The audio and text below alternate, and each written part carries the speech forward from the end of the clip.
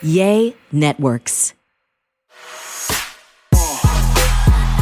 Hello and welcome to There I Said It. I'm Georgia Alfredas, along with my radio family and cohorts and partners in crime, Gary with the T from the Ricky Smiley Show and Dish Nation, right. And Tamara Cherie, of course, from Bell Collective on OWN. I know the new show started and there is drama already. Tamara. Oh, goodness. Yes. Already. Yes. Very first episode, right?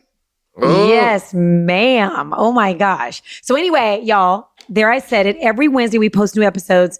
So you can watch the podcast on YouTube. Of course, you can listen wherever you get your podcast. Make sure you like, make sure you comment, hit that alert button as soon as you can, because that way you know when new episodes drop. Okay. And subscribe to our socials because, we all about it.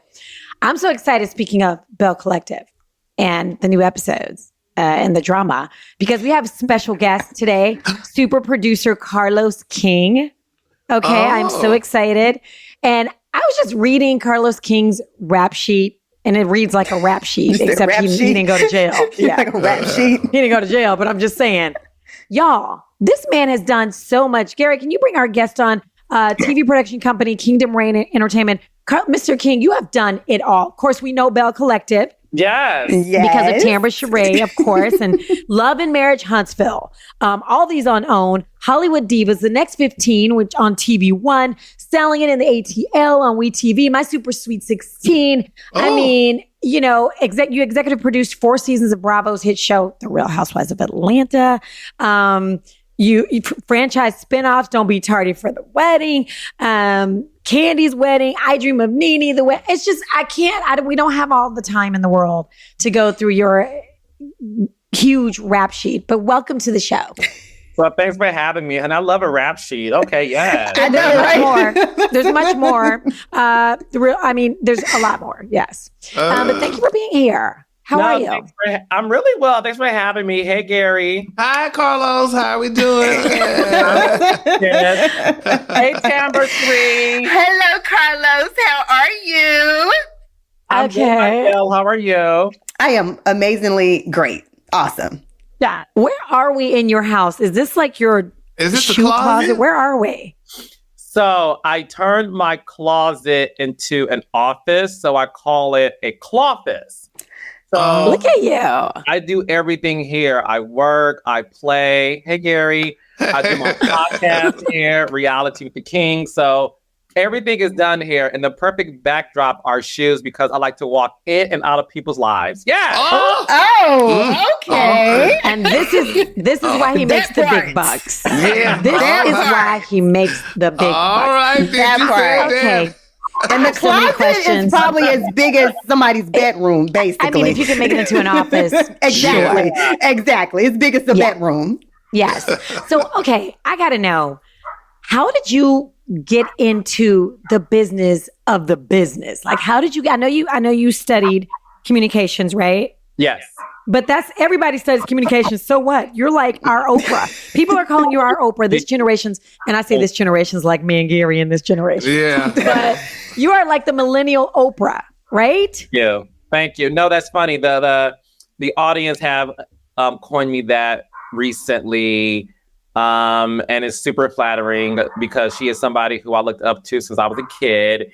And to answer your first question, that's how I got started. Even desiring to be in this entertainment business by watching Young and the Restless with my mama. And then at 4 o'clock on Channel 7, you watch Oprah Winfrey Show around the world. So I admire this beautiful Black woman who had this ability to engage with the wide audience. And I knew that I wanted to get into journalism. So I studied like Oprah, Barbara Walters, Diane Sawyer, Ed Gordon. Like I'm a greats.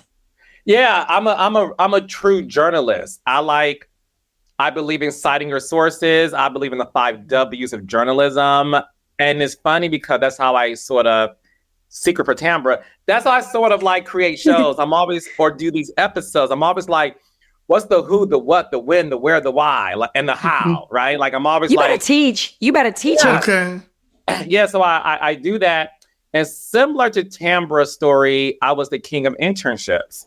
So I got my start in this business by interning at a gospel radio station in Detroit, Michigan. I was supporting the on-air director by writing the copy of the news he would read on air. And then from there, I left Detroit, moved to New York City, interned at The View, BET, and I was just like this hustler. And I just started to grow and grow. And how I got into reality TV was I was an associate producer on The Real Housewives of Atlanta in 2008. And the rest is history. But that's a lot. Yeah. Like, and it's not. What? Carlos, as long as I've been knowing you, I am very inspired. I'm like, well, hell, what happened to me? Because I was friends you too, bitch. We went that same path. We did. Listen, I got my degree in broadcasting. I was writing some Oh my goodness. stories. What in the world? I'm sitting here in my closet too. Everything. But mine's I'm different. Like, okay, I'm like, so what happened? We're all very blessed to do what we're doing. But the beauty of this is the fact that reality TV wasn't out when I was like growing up. Like the only reality show was The Real World. And that was back in like maybe 1995, I think. But it was definitely not on my radar. So I really thought I was going to be like Ed Gordon. Like really? News. In today's news. Child, all of this personality reporting like a murder on like No. I'd be like, girl, no. So the fact that I was able to like have a small position on a reality show, and then I'm telling you guys, the moment I got on that show, it was the first season, day one. Nene Leakes was my housewife that I was assigned to, and I said, oh my gosh, this is what I was meant to do. So I said that to say, be okay with a different trajectory. Like, don't hold so close into like your own dream, because God can dream a bigger dream for you than you could ever dream for yourself. So I allowed myself to just be present and to allow God to lead me. That was it. I didn't fight the process. What? I'm getting chill bumps. Yes. You're like, that You was it. bitch, I've been talking to all these, and I'm like, this is inspiring. And now I have shows on Oprah's network. It was easy. What? No big deal. I did it. I am. So for Carlos, you need to rewind and say, come back.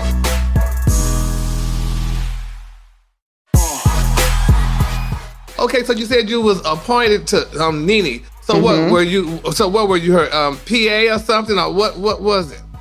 It was called an associate producer, and it's funny because Tamber knows about all of this now, so can attest to this. On a reality show, as a cast member, you're pretty much assigned to a producer who is sort of like your personal assistant. Yeah. Not in the sense of running errands, but in the sense of like, you explain to them what you're going through in life, like what was happening in your world. How did you feel about what happened yesterday? What's your insight on this and that? What's your schedule? Like, this is your person. Yeah. That they call you 24 times a day. Oh, yeah. What you doing? Exactly. You coming sad? Were you mad at Marie for doing this? How do you feel? So it was all of those logistics, but also personal insight that I was doing with Nene. And that's how she and I became super close, because I got paid to be nosy and be all over her business. It was perfect. The dream job. Yeah, but how did that catapult to all of this? Well, again, the beauty of my story is, and this is what I try to tell this current generation, don't skip the staircase don't skip the staircase to the journey of success. Like, you have to tell TikTok. You have to be able to make sure that you do every person's job. So Gary, I was an associate producer, and then I became I literally, Gary, climbed each ladder, like every step. And I always was told, like, you have this great personality. You're meant to be in front of the camera. I was always told that. And then in college, I was trying to dabble in that. Because again, I thought I was going to be like an on-air anchor. But I was focused on this reality bug that bit me. So I just focused on that. And I wanted to be the best that I could be. And then because I properly aligned myself with just doing the work, that was me, just do the work. Yes, just do the work. Do the work, and the rest will come. So I focused, I did the work. I wanted to be the best, whatever position I had. So the on-camera thing came when D'Angela Proctor, who was head of programming at TV One, I did this show called Hollywood Divas. And she was like, we need a reunion host. And I'm like pitching Whoopi Goldberg. I'm pitching Terrence J.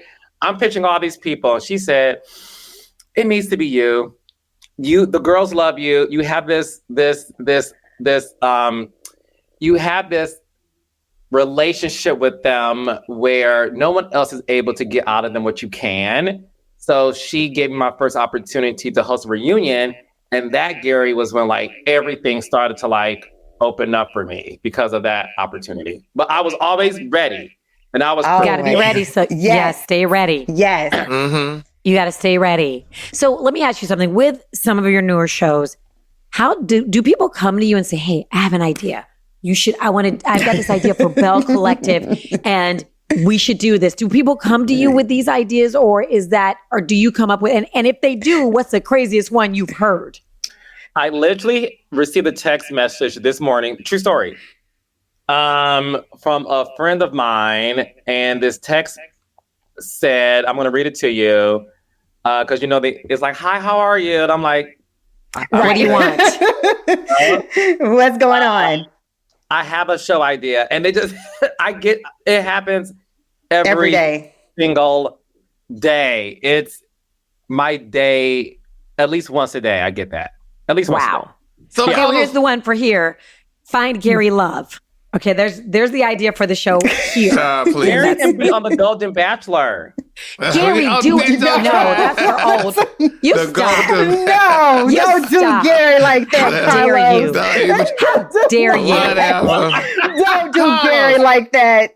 So, now, Carlos, you know what? Okay, so with that being said, I mean, yeah, made me lose my damn train. I thought it was a good question, but then I got another question. Okay, so what made you just step out and not be scared? Because just like in radio, in my world, radio world, I mean, it's like, it was very well put that you'll never be bigger than the star, number one. And your ass, honey, you had to go through all these different channels and stuff. You got to go to Master first before you could go out and do your own thing, honey. Because no, baby, you're not going to do it if you don't go to Master. And then it was just so much. So how were you able to just step out and not have to worry about being afraid? Oh, they gonna fire me if I step out and do this here or whatever. And you just went on out and started doing your own thing. Did you have to go to the channels, or you just created your own pathway? I would say that a large part of it was me never succumbing to fear. Like, I really made sure not to let that be the preventative measure and not at least trying. So for me, I was like, I at least got to try. Because you're all right, it's scary in the beginning and you don't want people to think like, oh my gosh, here they go. Sorry. You don't want people to think like, oh my gosh, here they go. Everybody wants to be in front of the camera. So of course that voice is in your head, but I knew that I was bringing something different to this business, especially in reality, because there isn't a Black person who I was able to look up to. Like, I am that Black person that the Black producers look up to. So I knew that I would do a disservice to myself if I allow the fear and those voices and caring what other people think to infuse me, because I knew that it was my God-given talent and my ability. So I was like, at least you gotta try. And if it doesn't work out, it doesn't work out. But you wasn't afraid of losing your job and losing your money and stuff? And, that was the question I was about to ask too. Were you still at Housewives when you thought about Kingdom Reign?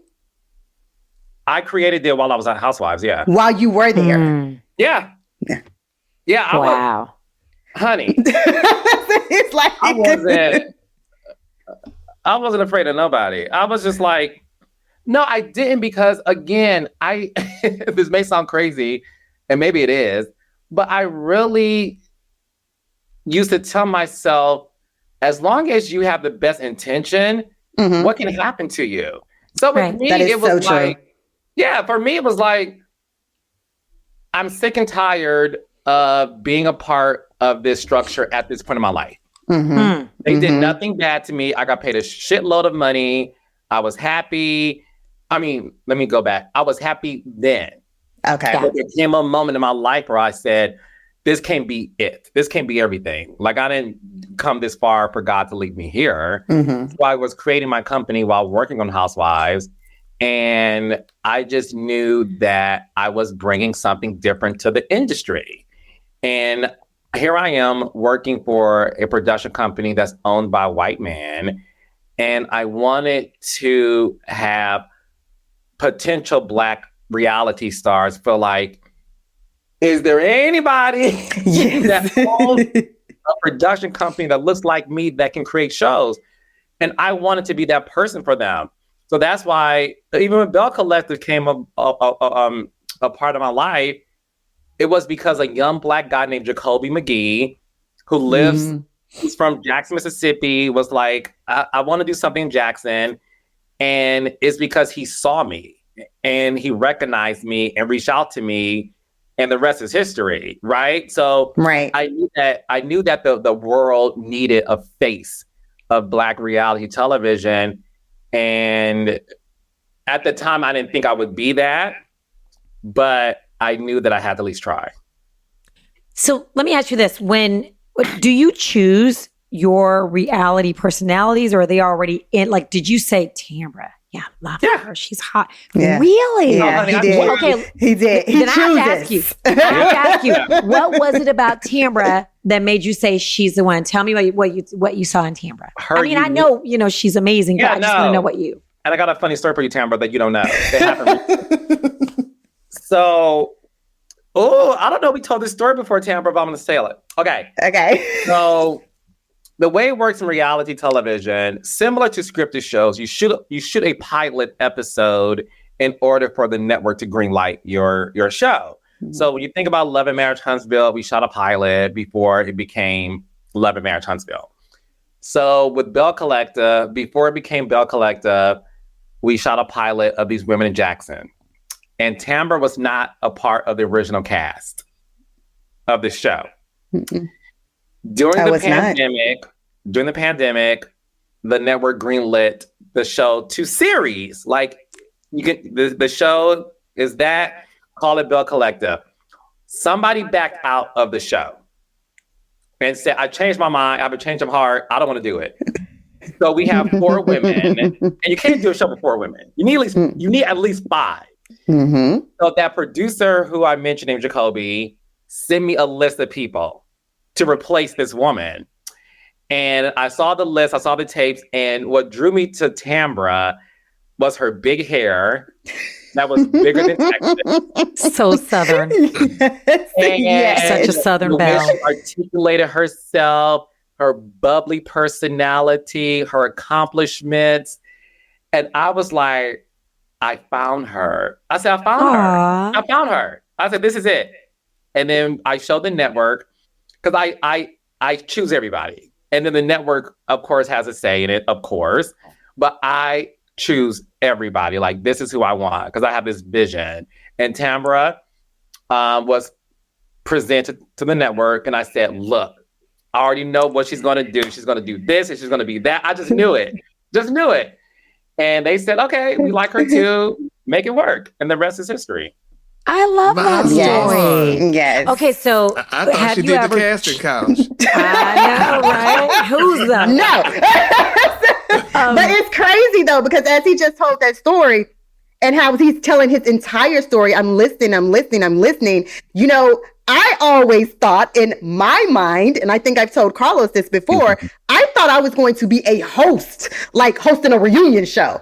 I didn't know I was going to be a part of the cast. Like, so that's like, be there and be open to, like, that projector he was talking about. Be open to, if it doesn't work, like what it looks like for you. Be open to that and be ready. I like it. Okay. I was like, okay, then. Okay, let's get into some juicy stuff now too. Go ahead, George. Let's get into some juicy questions for Carlos, because I know I have one. Okay, so I'll go first. This isn't so juicy, but I do want to know. So you choose everybody. Is there anybody, and I don't know if you want to name them, it's up to you, but is there anybody you chose and you were like, oh, damn, that was wrong. Shouldn't have chose them. They are not right for ever in my career. Like, for any of your shows, have you ever been like, Yes, absolutely. Really? And did you know immediately after like one or two shows, or did it take a while? No, you kind of know instantly. After, I would say I'll speak for myself. I know in a matter of like 2 weeks at the most. Oh, really? Oh, yeah. Because who? Exactly. I was gonna be like, absolutely. And then, I know. And then not tell us who. Well, he gonna tell us who. They may not be friends. I'm quite sure they're not there anymore because he said he knows within the first 2 weeks. They're not on the show anymore. So Exactly. He knows in the first 2 weeks. Yes, I'm like, oh, this ain't gonna work out, and I'm not asking you to come back. So no, I just know. I know instantly. And one thing I do, and Tambra knows this, I will give you a chance. I will have a real conversation like, look, this is what's working and this is what's not working.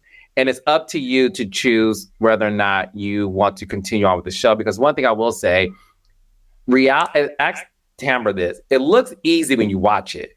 But once you're like thrown in it, you're like, what? Exactly. Say it again, Carlos.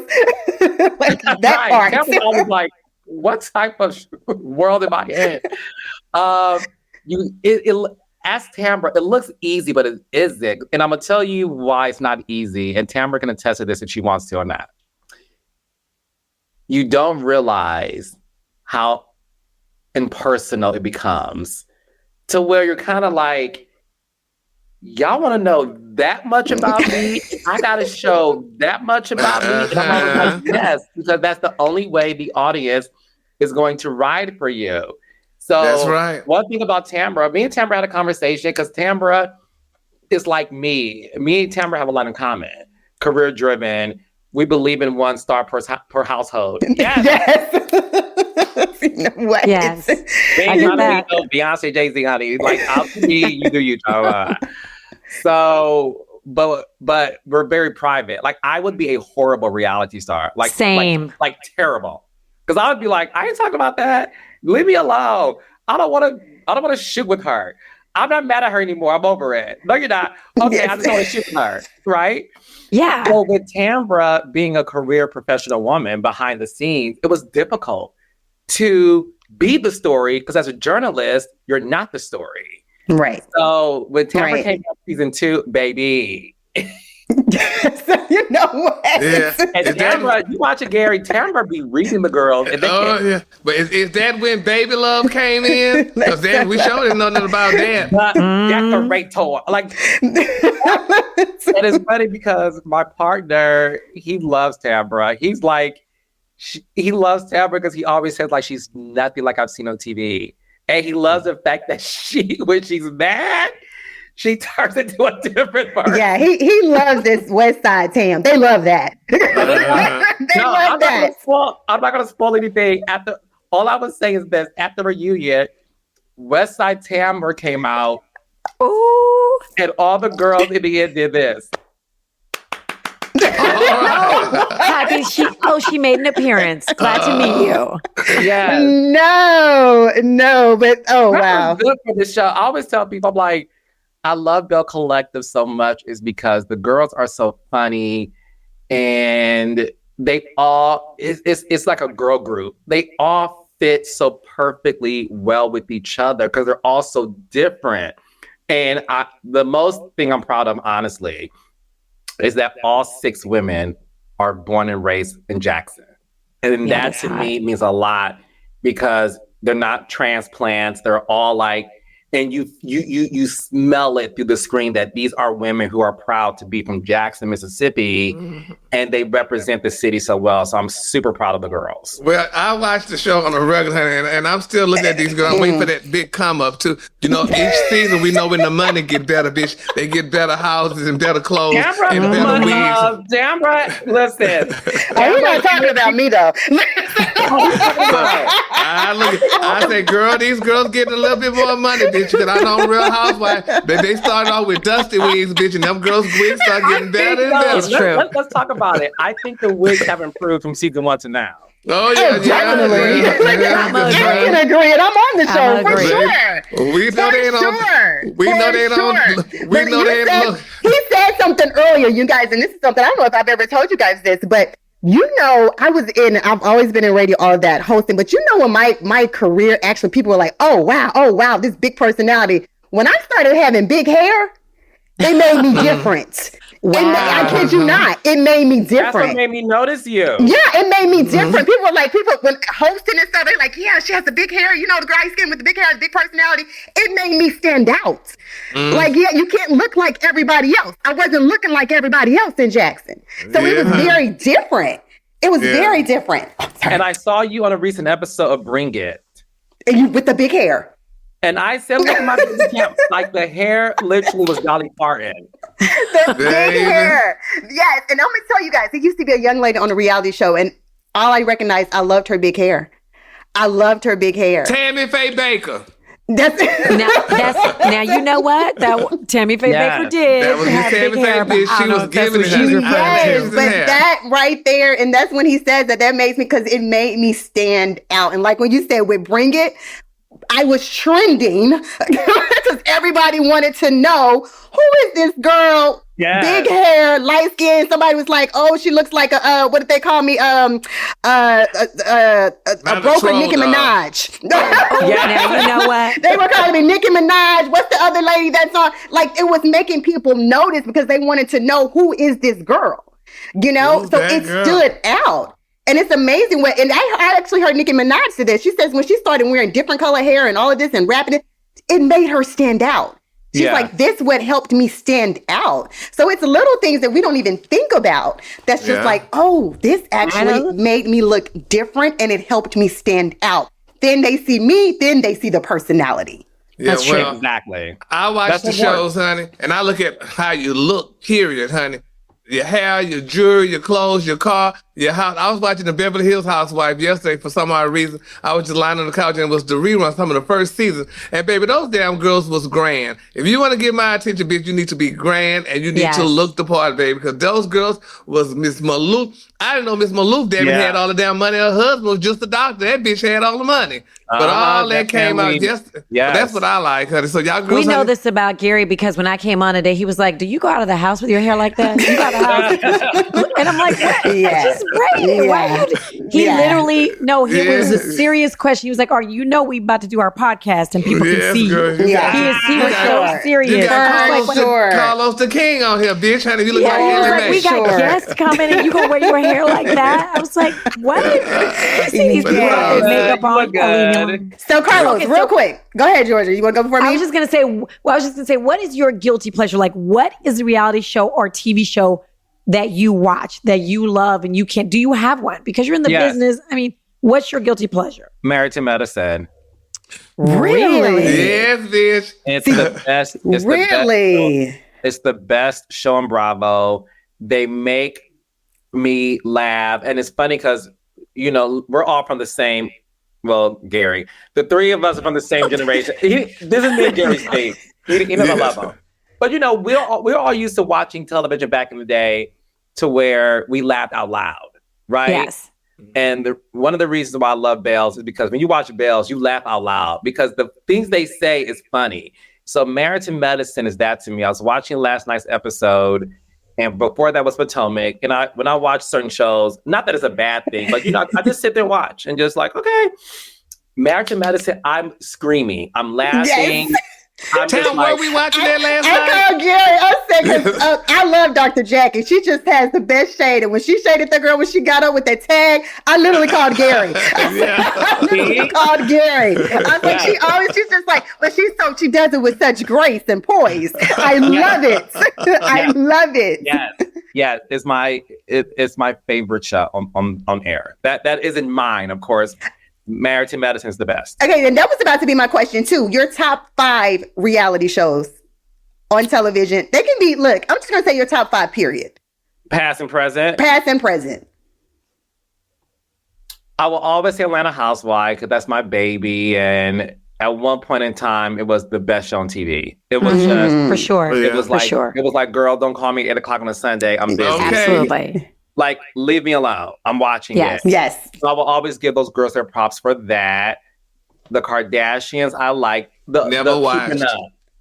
Keeping up with the old school. The old- So you never watched Gary? Never watched the episode. Can I You tell you have something? never I've never seen- seen one full episode ever in my Keeping life. Up with the Kardashians? No, Are you guys never. serious? Serious. Oh, wow. Snippets, No. yes. I've never watched it. At one point in time when it was on E, it was like must see TV because they gave you unfiltered access into their lives, and it was like anytime Kanye West appears on a reality show, it was like they gave you everything. So that was back in the day. So that's two. Mm-hmm. The Braxton Family Values. Yeah. Yeah. That was a good one. That was a good one. too. You didn't like that, Gary? I never I watched liked it. it. 'Cause You I never didn't know how That's to- when I watched. I've never. I love the I didn't know how to Braxtons. get to Weed TV. Boy, you do a TV show with Tamar. What? I was like, She just started. and you've never seen Oh, any of her my shows? Never. Boy, what? Never. What in the world? Gary. I was Okay. just Bravo and OWN, and that's it. I never went to those other channels. That's funny. Okay, so that's 3. Love and Marriage Franchise and Bill Collective. Okay. 4 or 5. Okay. All right. Carlos, do you have Detroit? Is Detroit coming back? Wait a minute. Nigga, that's a it. pause. Spill it. Gary knows that one of the worst things about my job is that I can't disclose anything Yeah, without the I network know. first. I just saw what's Okay, his name. just- It's Sip I of just tea. saw- Just take a just water saw- break. Okay. I just saw the what's her name husband in Saks Fifth Avenue the other day. He was out here. Oh, The light skinned guy, the one with the son, Brandon? the one with the son that wear the glass, kind of that's blind. Oh, Jamie, that's DC. Yeah. Oh, that's your- DC. That's Yeah, yours that's too, though, DC. huh? That's mine Yes. too. Yeah, DC Yeah, I is just- coming back soon. Yeah, DC's Okay. coming back. Detroit season 2. You have to wait until the network announces it because me and Tamber know all about the network has to announce things first. Or you get in Yes. trouble. That is very Okay. true. Okay, so if you said you got to have 5 people, you got to have 5 people on a show. If you could have your dream cast, your dream reality TV show, and you got to have 5 cast members, who is your your starting lineup? From anybody in the world. Anybody Carlos. from any, yeah, Yeah, or in the any world. TV, anybody. Nene, Of course, got to be Nene. Tiffany New York Pollard, Wow. Oh, you get Okay. real ratchet. I mean, Stevie J, oh yes, even more ratchet. I know, Okay. bitch. You got the ratchet for me. Mm-hmm. Nene is at New York. None of them are ratchet, by the way. Gary, Yes, Okay. they are. Gary Okay. said it. You You must didn't know say them it, Carlos, but go differently. ahead. That's 3. Tamar Braxton, Yes, Oh, gotta have man. Tamar. I With would- ratchet. That's good. and last That's but not good. least, Miss Juicy.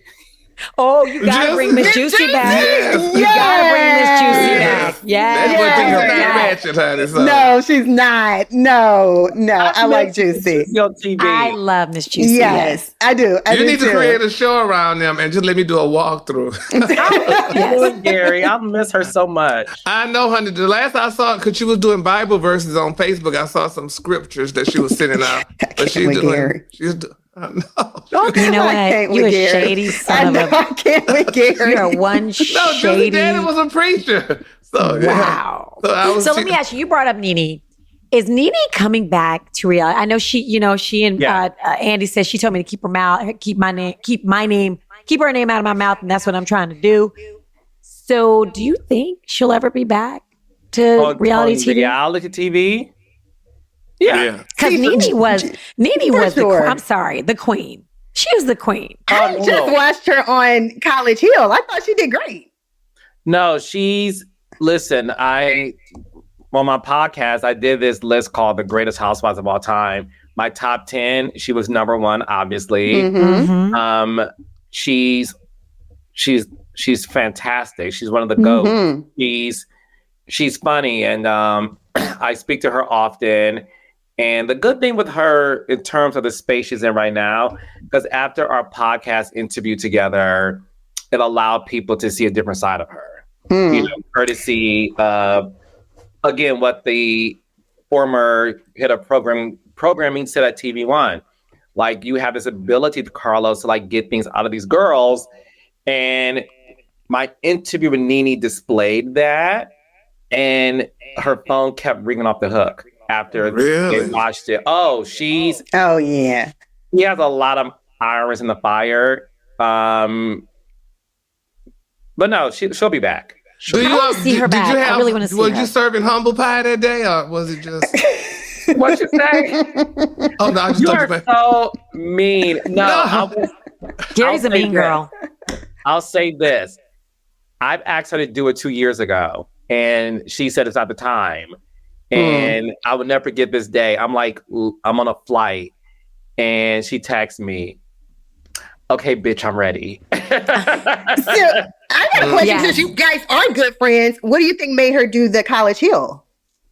Oh, I think it was because she wants to get back out there on TV. She definitely does. And she loves being on television. She loves giving her audience something to look at. And one thing I will say about her to people who don't know her personally is the fact that she was arguably the biggest Black female reality star of her time on a major network. And one thing I said to her in my interview, I don't know what it's like to be in your shoes. We're close, and I was around you while we were filming. But I don't know what it's like when you leave me from set and you have to deal with other things, with business and executives and all this stuff. She definitely went through some dark times, and nothing prepares you for being a big reality star on that level. Definitely to where your kids are on the show and you have to deal with their issues, and your husband, you're divorcing him, he's battling cancer, and you're still filming a show, and you're the breadwinner, and you got to make sure that he gets the medical help he needs, and that's not cheap. So that's a lot. She went through a lot, and I think what people saw in my interview with her, and the reason why she texted me like she's ready, is because she allowed herself to like go through it. And now she's on the other side of things. And when you see her now, everybody has said like she's a different person in a good way. She's more light, she's more fun, and she's I'm proud of the woman she is now.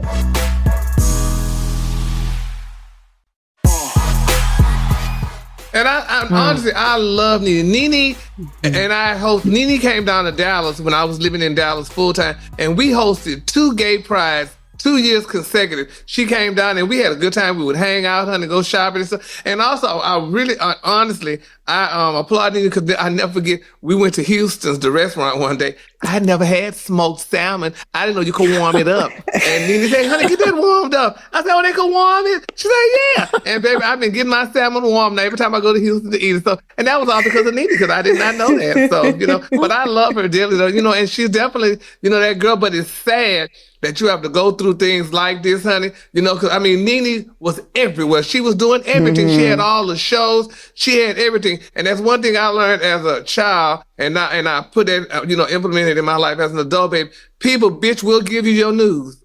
If you think, honey, you more than what they want you to be, honey, they will give you your news, honey. And that's definitely, some of the things that happen. So I don't know if, if any queen have ever crossed you, Carlos, honey, and you had to do the Andy Cohen, but honey, why does it have to be a queen crossing them? Could it just been anybody? I don't listen. I hear you, and listen, you definitely are right. There's people who do that.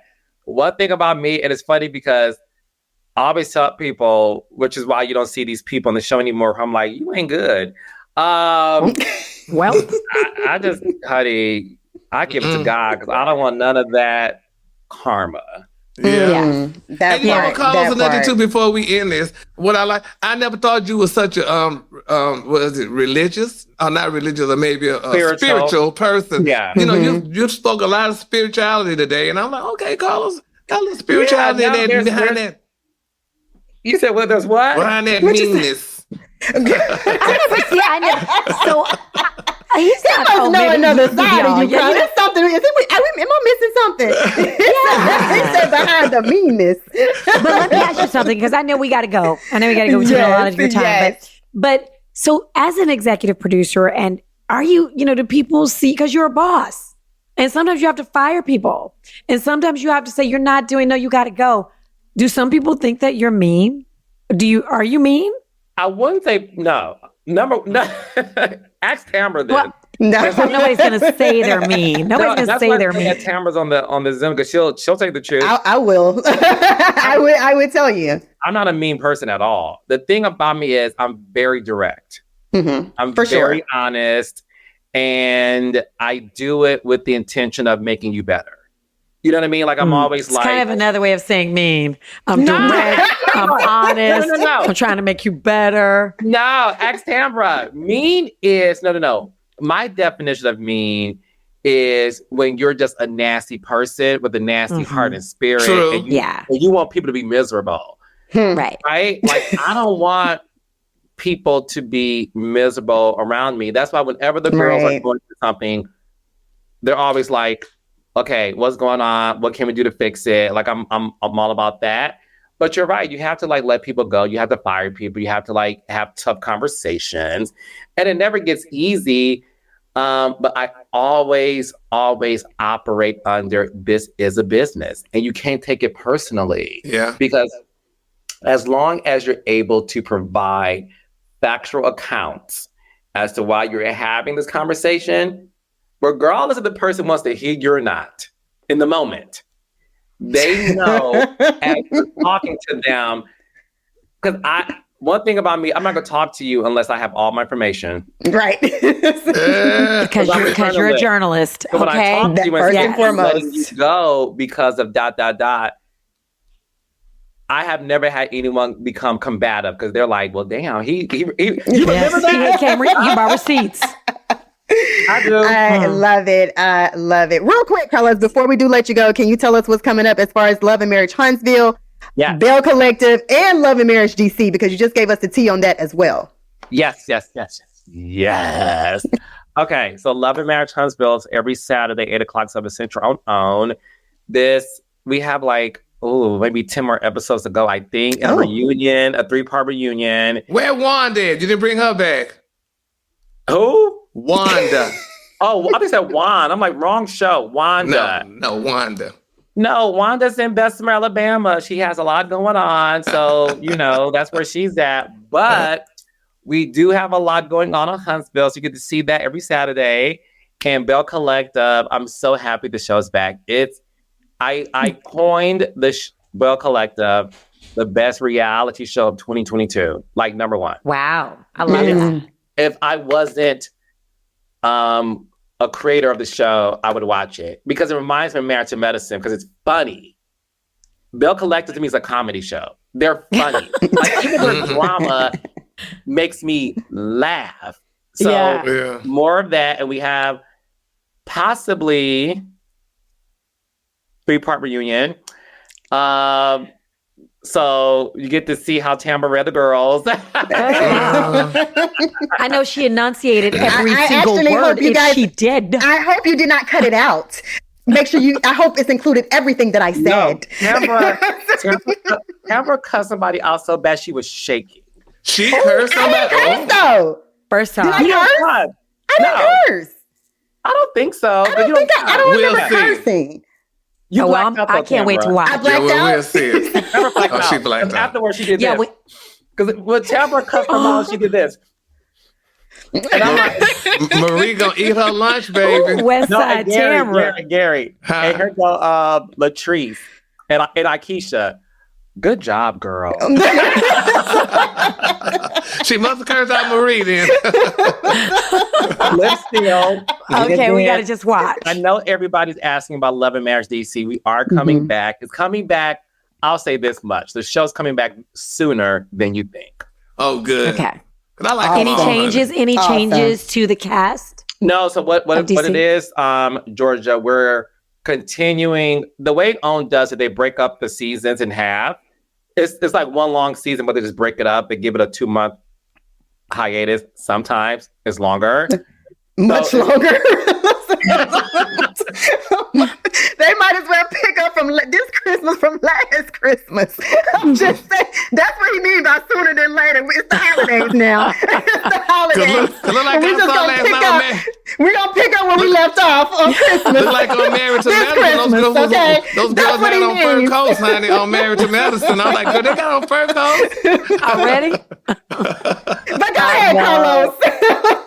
Hey, my job is to show up. And that's it. And you just show up. But it's coming back soon. Okay. And no changes to the cast. No changes to the cast. No. Okay. We love the cast. All right. Yeah. Well, okay. Man, Carlos King, super producer. Thank you so much for taking the time to hang out. You know what? For people, I've never interviewed you. I've never met you. So you're so cool. Thank you, Georgia. I appreciate that. I'm so proud of you. This is my family, and Tamra asked me to come on the show, which was a no-brainer to say yes. Oh, I'm really? super proud of her and everything you're doing, Tamra. So continue this. I'm so happy you're in the podcast business. So welcome, sis. Thank you. Wait, what's the name of your podcast? So much fun. Yes. What's the name of your podcast? It's called Reality with the King. It's on Apple, Spotify, YouTube. We drop episodes every single Tuesday.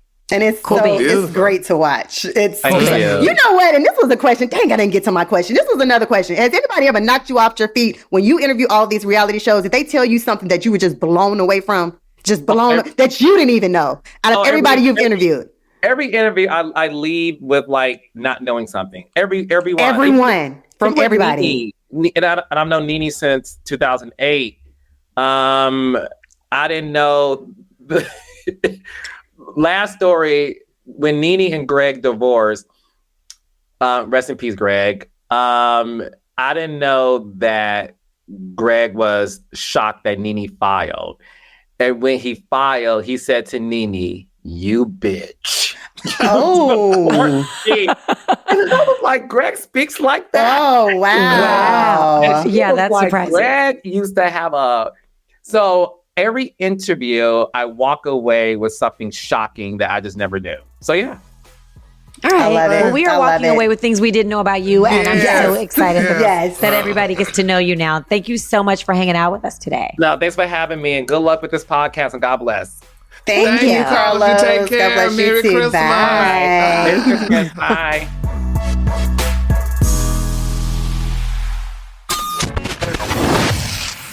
Yay Networks.